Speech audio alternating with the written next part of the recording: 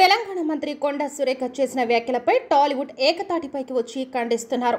సమంత మీద అక్కినేని కుటుంబాల గౌరవాన్ని తగ్గించేలా, వారి స్థాయిని దిగజార్చేలా కొండా సురేఖ చేసిన వ్యాఖ్యలను ఇండస్ట్రీ మొత్తం ఖండిస్తున్నారు.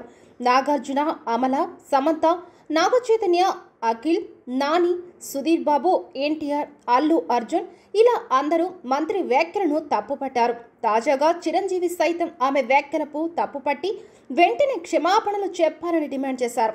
ఇక ఇప్పుడు వివాదాస్పద దర్శకుడు రామ్ గోపాల్ వర్మ కంటిన్యూగా ట్వీట్లు వేస్తూనే ఉన్నారు. నాగార్జున కుటుంబాన్ని అత్యంత హరిబుల్గా అవమానపరిచిన కొండా సురేఖ కామెంట్లు విని నేను షాక్ అయిపోయాను. తన రాజకీయ ప్రత్యర్థి మీద పగ తీర్చుకోవడానికి మధ్యలో ది మోస్ట్ రెస్పెక్టెడ్ నాగార్జున కుటుంబాన్ని రోడ్డు మీదకి లాగడం ఏమాత్రం సహించకూడదు.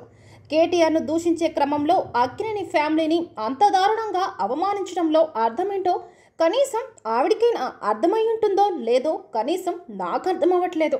తనని రఘునందన్ ఇష్యూలో ఎవరో అవమానించారని, అసలు ఆ ఇష్యూతో ఏమాత్రం సంబంధం లేని నాగార్జున, నాగచైతన్యాలని అంతకన్నా దారుణంగా అవమానించడం ఏంటి అంటూ రాసుకొచ్చారు.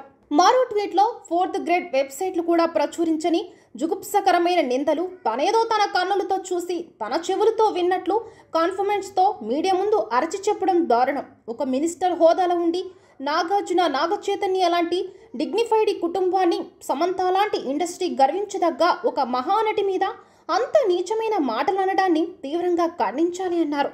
సీఎం రేవంత్ రెడ్డి ఇలాంటివి జరగకుండా ఒక స్ట్రాంగ్ వార్నింగ్ ఇవ్వాలని ఇండస్ట్రీ తరఫు నుంచి అడుగుతున్నామని వర్మ ట్వీట్లు వేస్తూ వచ్చాడు.